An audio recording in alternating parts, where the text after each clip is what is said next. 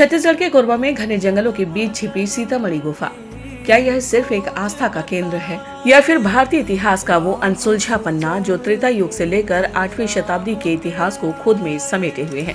हाल ही में यहाँ मिली 15वीं और 19वीं शताब्दी की 14 दुर्लभ पांडुलिपियों ने पुरातत्वविदों को चौंका दिया है।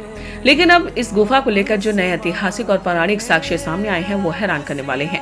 इतिहासकार इसे 8वीं शताब्दी के ताम्र पन्नों से जोड़ रहे हैं, जो आस्था के तार सीधे भगवान श्री राम के वनगमन मार्ग से जुड़ते हैं। देखिए गोपाल शर्मा की यह विशेष खबर।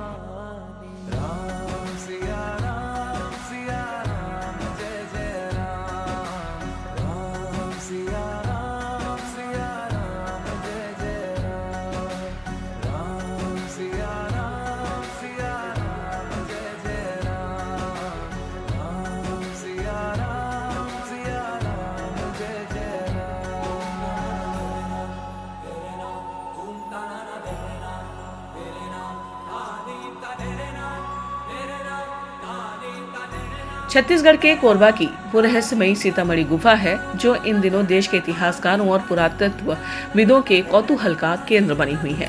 संस्कृति मंत्रालय के ज्ञान भारतम अभियान के तहत यहां से मिले 14 दुर्लभ पांडुलिपियों ने तो हलचल मचाई ही थी, लेकिन अब जो नए दावे सामने आए हैं उन्होंने इस गुफा की प्रामाणिकता पर मुहर लगा दी है। दावों के मुताबिक इस गुफा का सीधा संबंध 8वीं शताब्दी के राजवंश और जांजगीर चांपा के प्रसिद्ध दल्हा पहाड़ से है।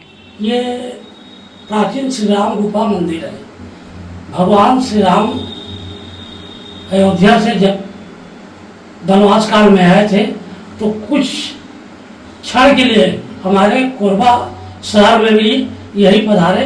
तो ये जगह उस समय बियाबान और आमली की स्थल था, जिसमें भगवान के द्वारा ये प्राचीन गुफा का निर्माण किया गया और कुछ देर यहाँ पर तपस्या करके अपने गुरु श्री विश्वामित्र जी की आराधना किए।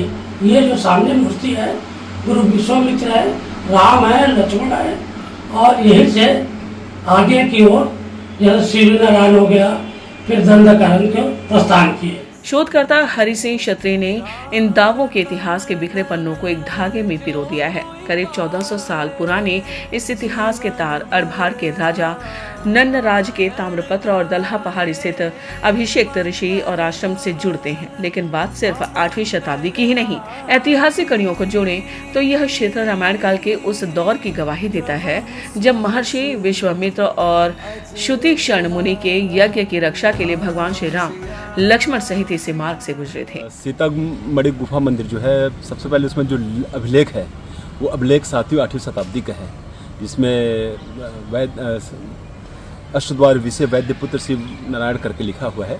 और इसका संबंध सीधा सीधा अड़भार से पता चलता है। अड़भार से जो नन्नराज जी का ताम्रपत्र जारी किया गया था, उस ताम्रपत्र में उन्होंने कौंतड़िका नामक गांव दान देने का उल्लेख था उसमें।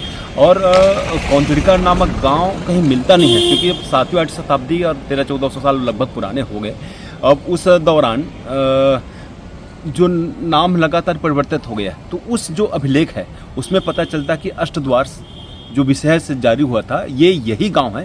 प्राचीन 7वीं 8वीं शताब्दी में कोरबा का नाम कौंतड़िका रहा होगा, ये उससे लिंक होने का पता चलता है। पीढ़ियों से इस गुफा की सेवा कर रहे पुजारी बताते हैं कि त्रेता युग में जब प्रभु श्री राम, माता सीता और लक्ष्मण जी वनवास के लिए निकले तो सूरजपुर के रास्ते उन्होंने इसी गुफा को अपना आश्रय स्थल बनाया था। आज भी यहाँ मौजूद माता सीता के पदचिन्ह इस आस्था का सबसे बड़ा और जीवंत प्रमाण है। माता सीता की इसी स्मृति के कारण सदियों से इस पावन धरा को सीतामढ़ी के नाम से पूजा जाता है। कि सीता जी वनवास के काल यहाँ आए थे तो अपना मढ़ी छोड़ के गया है तो कोरबा जिला, लेकिन वो मढ़ी छोड़ने के कारण इस स्थान का नाम सीतामढ़ी पड़ा है। और इसमें पुरातत्व विभाग वाले भी इसका शोध कर रहे हैं और बहुत बहुत दूर से आते हैं। इनके जो विद्वान हैं वो अपने अपने स्तर से भाषा को मतलब शोध कर रहे हैं लोग। और ये जो माता जी का चरण है तो ये बहुत बहुत दूर से आते हैं, इनका दर्शन करके पुण्य का लाभ लेते हैं। इतिहास और आस्था की यह त्रिवेणी आज संरक्षण की बाट जो रही है। केंद्र सरकार के ज्ञान भारतम अभियान ने पांडुलिपियों को सहेज कर एक शुरुआत तो कर दी, लेकिन जरूरत इस पूरे ऐतिहासिक रूट के जीर्णोद्धार की है, ताकि आने वाली पीढ़ियां इस गौरवशाली इतिहास से रूबरू हो सके।